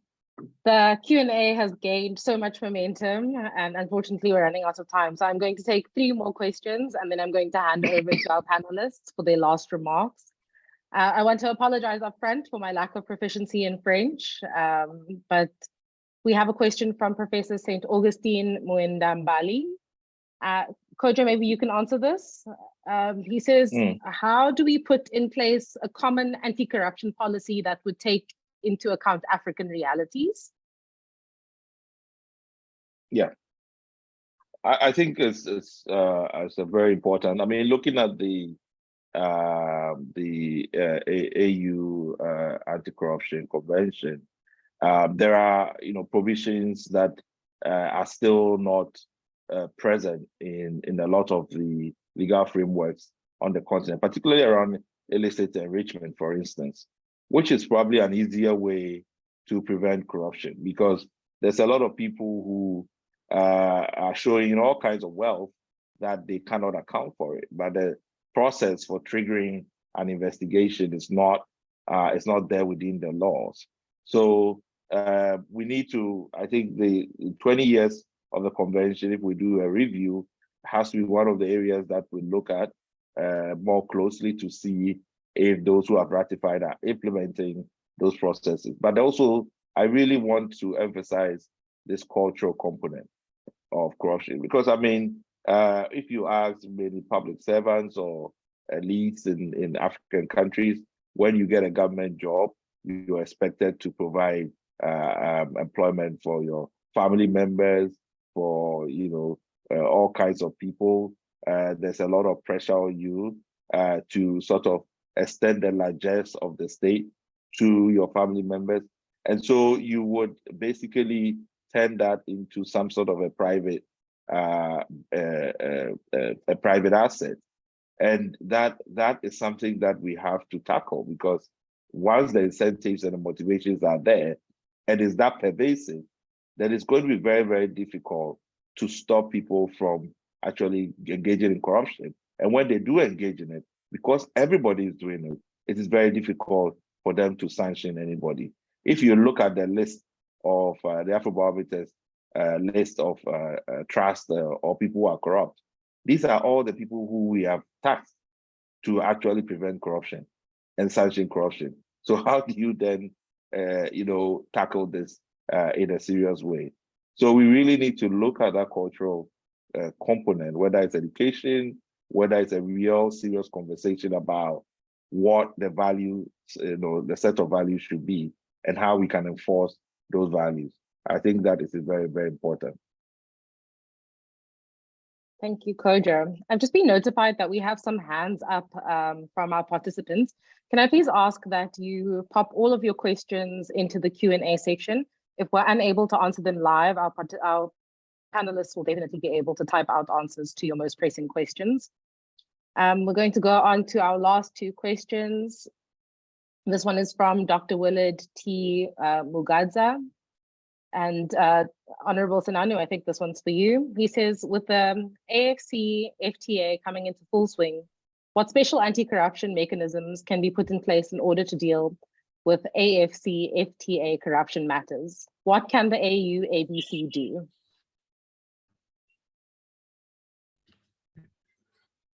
And we have a hand up. C'est ça la politique commune. So we're going to hand over to Honorable Senanu. Sorry, Prof. Augustine, if you can please mute. Apologies. Apologies. Je peux parler? Prof. Augustine, if you can please mute, and we'll answer this question. Thank you. Okay, so the question is, Honorable Senanu, with the AFC FTA coming into full swing, what special anti-corruption mechanisms can be put in place in order to deal with AFC FTA corruption matters? What can the AU ABC do? Can you hear me, Honorable Senanu? Yes, I can. Yes, excellent. I can hear Thank you. Yes, I believe it's still at the member state level. And certainly if we are discovering new ways relating to trade that we want to consider, those are some of the new things that we need to take on board when we are doing legislation. And so yes, discussions around the continental trade framework and what new things we ought to take on board, maybe some of the areas where one can highlight as we go forward in the next 5-10 years as areas to focus on at the member state level in ensuring that the legal frameworks can combat any new things that may seek to deprive countries of their resources. So yes, it's an important issue that has been raised, and it's a discussion that we can have and then act on, especially to the extent of advising, because one of our roles is advising member states on new and emerging areas and what they can do about it. Thank you. Thank you, Honorable Senanu. I'm going to give the floor to Prof. Augustine now. Thank you, Prof. Est-ce que la RDC peut prendre la parole? Please go ahead, Prof. J'aimerais savoir si la RDC peut prendre la parole.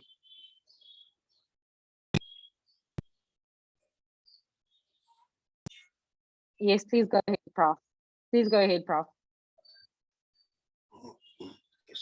You have the floor. Je peux parler? Yes, you may speak. You've got the floor. J'ai la parole. Merci beaucoup.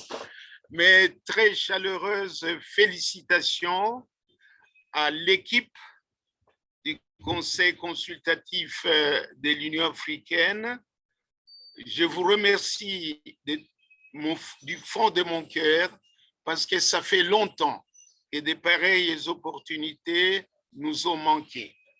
Je vous remercie et vous demande de présenter nos sincères félicitations à tous les membres chargés de lutter contre la corruption en Afrique, parce que au moins nous avons pensé à fêter nos 20 ans d'anniversaire du Conseil de la Convention de l'Union africaine pour la prévention et la lutte contre la corruption.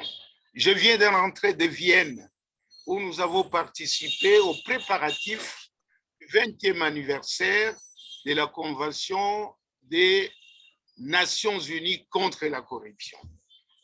Ce geste que vous venez de poser m'a beaucoup marqué et je vous félicite, en particulier Madame Ndiaye, la présidente, avec qui on a toujours entretenu de bonnes relations en matière de lutte contre la corruption. Ma question est la suivante. Le Conseil consultatif doit être considéré comme un laboratoire de l'Union africaine pour permettre de régler des questions de corruption sur le continent. Ce rôle, le Conseil consultatif ne l'a pas du tout joué depuis sa création. Votre présence en ce lieu maintenant, quand je vois des experts du comité qui a été mis en place intervenir, je les vois intervenir, je suis très ravi. Et je crois que c'est aujourd'hui que commence le point de départ. Mais ce point de départ oblige à ce que les experts du Conseil consultatif puisse réfléchir sur la mise en place d'une politique commune de lutte contre la corruption. Les expériences sont diverses, mais elles se recoupent quelque part. Est-ce qu'on peut dégager une ligne de conduite qui puisse être appliquée d'une manière générale au continent africain, essayons de combattre chacun dans son coin. Voilà les rôles qui reviennent au Conseil consultatif. Et pour remplir ces rôles, le Conseil consultatif devra se doter d'une plénière. La plénière sera composée de différents chefs d'agence de lutte contre la corruption en Afrique qui vont discuter de leur échange d'expérience comme une espèce de forum qu'on peut programmer une fois tous les 3 mois, 6 mois, de manière à ce que le Conseil consultatif ait des arguments à présenter auprès de la Commission de l'Union africaine quand il s'agit des questions relatives à la lutte contre la corruption. Les sommets des chefs d'État de lutte contre la corruption, sous notre initiative inaugurée à Bujumbura, avait eu lieu en Mauritanie. 5 ans après, on n'a pas fait l'évaluation des résultats, des résolutions de ce premier sommet. Est-ce qu'il ne serait pas temps de penser à intéresser encore nos chefs d'État pour voir quel a été le parcours qu'on a réalisé après les rencontres? Vous feriez œuvre utile. Félicitations à vous tous. Voilà la préoccupation que j'avais et je tiens absolument à être à Arusha pour pouvoir en discuter de vive voix. Merci beaucoup, Madame Chairwoman, pour la prestation élégante. RDC.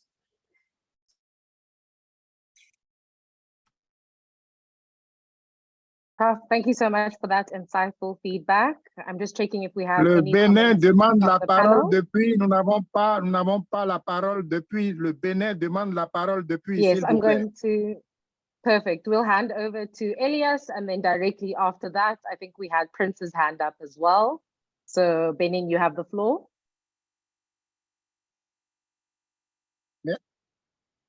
Merci beaucoup. Je me présente, je suis Dr Jean-Baptiste Elias, ancien président du Conseil consultatif de l'Union africaine sur la prévention et la lutte contre la corruption et président au Bénin du Front des organisations nationales contre la corruption. Je ne vais pas beaucoup tarder. J'ai apprécié toutes les communications qui ont été faites et comme l'a dit Paul, avec qui nous avons travaillé pendant longtemps, le volet prévention, éducation, sensibilisation manque beaucoup dans nos pays parce que la corruption, c'est le fait des hommes. Et quand on n'aura pas bien fait le travail de sensibilisation et de conscientisation des hommes, même si le volet répression est au rendez-vous, nous aurons toujours des difficultés.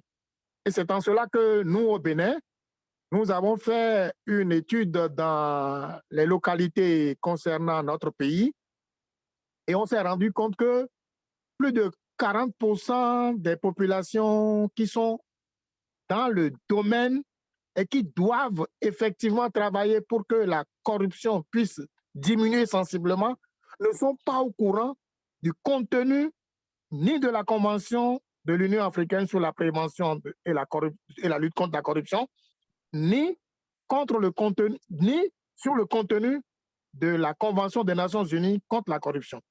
Et nous, au FONAC, nous avons initié un projet pour sensibiliser et former les cadres à tous les niveaux. Au moins 8000 personnes seront formées sur le contenu de la Convention de l'Union africaine sur la prévention et la lutte contre la corruption pour que chacun sache ce à quoi il s'en tient quand il s'adonne à la corruption parce que le volet répressif est au rendez-vous au Bénin.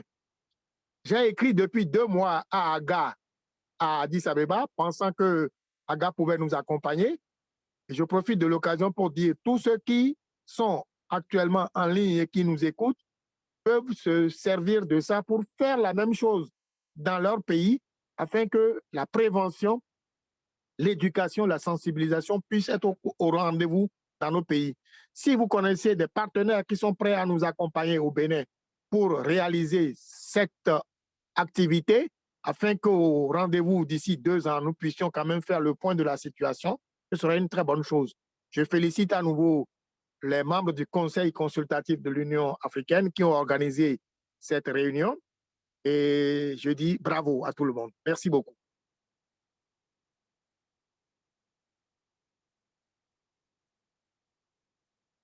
Thank you so much, Elias. We're going to hand over to Prince next, and then we're going to go back to our panelists for closing remarks.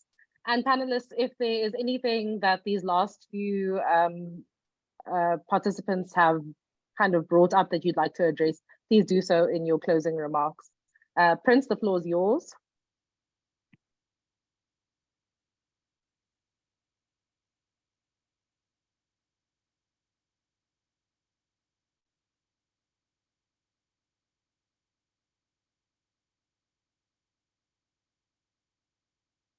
I think we may have lost Prince. Okay, so I'm going to head over to our closing remarks, and I'm going to start off with Mame.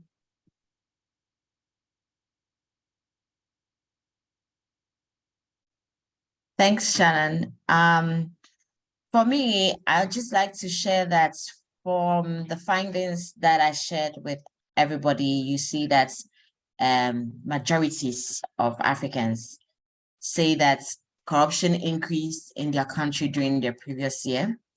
We see that majorities say that they are not happy with how their governments are fighting corruption. And again, we see that majorities say that they risk retaliation should they even have the courage to speak up against corruption. And so these were striking for me. And what they tell me is that African governments urgently need to prioritize anti-corruption efforts and most importantly, regain public trust. And I think that is really important, and our other panelists have spoken to this, that we established a robust mechanism for citizen engagement. Corruption cannot be fought in silos. So I think it's really important that we have mechanisms where active citizens can participate in fighting this graft. But if you also see from the finding that 71% of Africans say they risk retaliation, then I think it's very important that there are also mechanisms that protects whistleblowers, people who are willing to share information to help us fight corruption, and also important that we build accountable institutions that actively work towards eradicating corruption. And last but not the least, I think it's also important we learn from each other in terms of best practices. If you look at the findings that we shared, when you look at countries like Benin and Tanzania, you can see that they rate their governments very high in fighting corruption. Now we need to ask ourselves, what is it that the government is doing for the citizens to rate them this high? And then when you look at countries like Sudan, Gabon, and Eswatini, you see that the ratings are really low. So what can these countries then learn from the other countries where the fight against corruption seems to be doing well? I think it's important that we collaborate and then learn best practices so that together we can hopefully kill corruption from the continent. Thank you, Shannon. Thank you, Mame. Don, if I can hand over to you. Okay. Thank you very much, Shannon. I just want to end with a saying from France, the venerable Frantz Fanon, that each generation must, out of relative obscurity, discover its mission and either fulfill it or betray it. We're not underrating the challenges that we have on the continent, but this is our generation. We define our mission, we fulfill it or betray it. So I don't think that there's any part of this fight that we should not engage in. I don't think that we should, give up if we discover, for instance, as one of the audience asked, that if the judges are corrupt, then how can we fight corruption? I think it's just to roll up our sleeves, work together, build stronger coalitions and social movements, and just get the work done. That will be my final word. Thank you. Thank you, Don. Honorable Senano, if we can head over to you. Thank you. A few things I would like to comment on. I think my first reflection is really the issue of culture. When I look at the data from Transparency International and other countries that seem to be making gains here, the number one thing that stands out for me is that they nurtured a culture of anti-corruption and good governance. How we can intelligently mainstream and integrate this kind of culture, starting from our young ones, content in the educational system, what is dealt with in families, etc., so that we begin to generate, cultivate, nurture a generation that take these matters a lot more seriously from a behavior point of view. I think it's important. I think the root is our value systems and how they clash with this idea of corruption and what we think are cultural norms. And we need to start tackling it from that kind of behavior change understanding. Next thing I'd like to speak to is the issue of education. How are we packaging information innovatively? Are we doing it so that the rank and file, the grassroots, the people who are not in the mainstream and speaking in English can understand the issues and begin to decide for themselves the small incremental actions they can take? I think looking at the big picture, we get overwhelmed. What are the small things we can do? How can we get ordinary citizens across the length and breadth of this continent to find space to do something in their spheres of influence to move this fight forward? Education, education, education. How do we package the content with messages that can actually impact people? Strong institutions and their independence is something that we need to fight for. If we're in civil society, we need strong institutions. They need to be independent. They need to have their own resources. That's a key thing in getting this fight done. And finally, I'd like to talk about participation. In my work and research over the last 5 years, I think that our governance architecture in many African countries has a deficit in terms of permanent, regular platforms for citizens who are professionals in different spaces to continuously engage the political system, the various branches of government, and to have their ideas feed into what is going on and to hold accountable.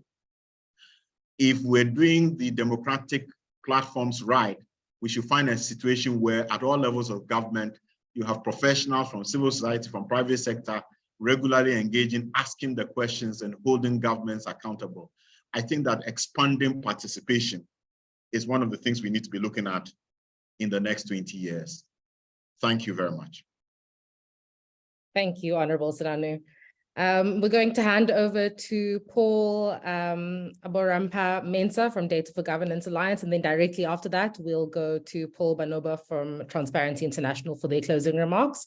And then we will close with Koja Asante. Thank you so much, Paul. The floor is yours.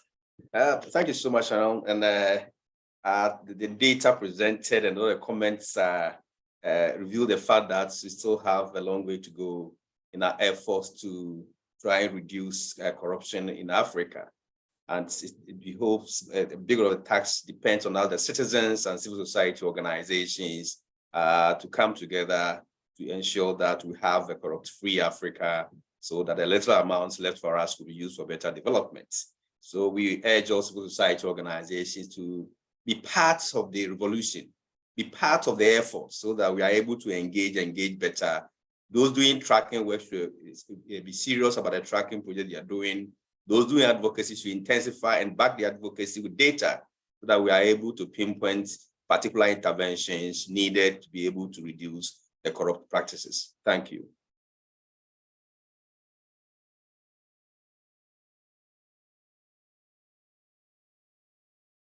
Shannon, should I go ahead? Yes, please. Thank you. Thank you so much, Shannon.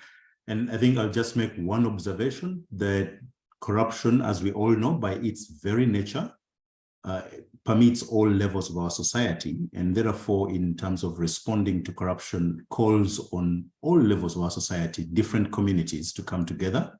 And for that matter, I wish to make the observation here that the spirit in which we are coming together today and that is the spirit of Article 22 5G of the African Union Convention on Preventing and Combating Corruption, calling upon the coordinating entity, the African Union Advisory Board Against Corruption, to bring together multiple communities in the engaging against corruption. That's the spirit in which we sit today. And that is a great spirit.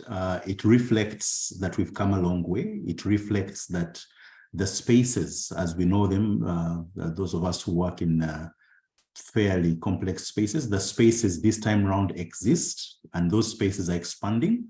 And it calls upon us to occupy those spaces. And my particular observation is to equip ourselves, build a capacity for more actors to join those spaces, and particularly fill them with data, more data against corruption. Thank you very much. Thank you, Paul. Kojo, the floor is yours.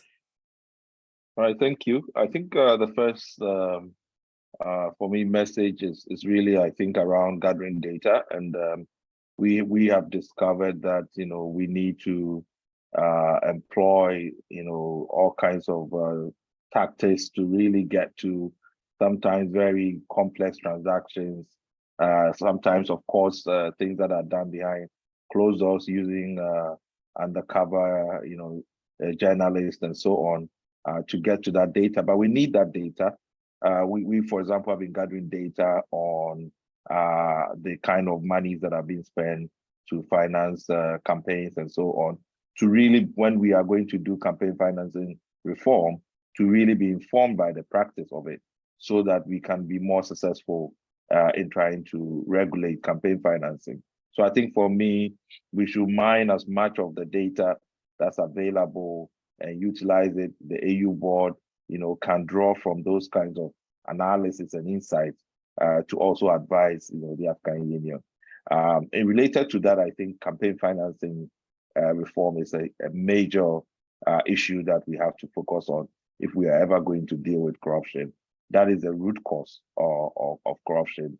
And we need to find ways to kind of demonetize elections as they currently are. And then lastly, I think whether it is petty corruption or it is, grand corruption, the issue about regulating discretion, the exercise of discretion within the states and political officers and so on, is one area that we have to look at, because I agree that there are areas around illicit transfers and so on, but it still comes down to one person having to make a decision one way or the other, whether or not, somebody should get a sweetheart deal or, benefit from a kickback. So we need to tighten those kinds of systems, and we can deal with both grand and petty corruption. But thanks again for the opportunity. Thank you, Kojo. I am aware that we are running a little bit over time. I promise we're going to be wrapping up soon. I would like to hand over now to Inga Pop from Laws Africa to give our vote of thanks. Thank you so much. Yes, hello everyone. I'm Inga Pop. I'm here on behalf of Laws.Africa, and I wish to extend our sincere thanks to all of our honorable panelists for the very valuable and informative presentations that you've given us today. As always, we're grateful to our partners in the Data for Governance Alliance for organizing this webinar, to the AUABC for its contribution to making it a success, to Shannon for coordinating the discussion so smoothly and keeping us all engaged, and to John and Najit, our hardworking translators, for making the webinar available en français. And finally, I wish to also extend thanks to everyone who's attended for your time and your attention. Our panelists have highlighted the fact that civil society plays a critical role in anti-corruption efforts in the AU in various different ways, whether it's investigation, reporting, advocacy, strategic litigation, and so on. And knowing this, as Laws.Africa, we've developed our site, africanlead.org, to be a comprehensive and authoritative repository of legal and policy resources from across the AU. So we developed the site and curated resources with civil society and their needs in mind. Our mission and our hope is that the African League collection will be widely used and relied upon by CSOs researchers, AU organs, anyone in Africa who's working towards achieving the kind of good governance and transparent governance that all Africans deserve. Because as they say, knowledge is power. We hope it will serve as a powerful tool for holding those who engage in corruption accountable. I'm going to take the opportunity to ask you please to visit the site. Again, that is africanli.org, africanli.org, and make use of our resources. Everything is free and open access. And get in touch with us if you have any feedback or any questions. And with that, once again, thank you to everyone who's present here, and I wish you all a very pleasant day further. Thank you, Inga. Some last comments from my side. If you enjoyed this webinar, there are some upcoming events on the Data for Governance Alliance calendar. There's a webinar with the African Committee of Experts on Rights and the Welfare of the Child, as well as the launch of our Advocacy Manual and Agenda 2063 scorecard and our regional convenings on democracy and human rights. So please keep an eye out on the Data for Governance website and social media channels for information surrounding those events. And Afrobarometer will be hosting a webinar on youth in August in line with International Youth Day. They again, keep an eye out on Afrobarometer's website and social media channels. Once again, thank you so much for joining us today, and we look forward to seeing you at our upcoming events. Thank you so much. Goodbye. Thank you, Shannon. Thank you Bye. and goodbye. And everyone. Thank you.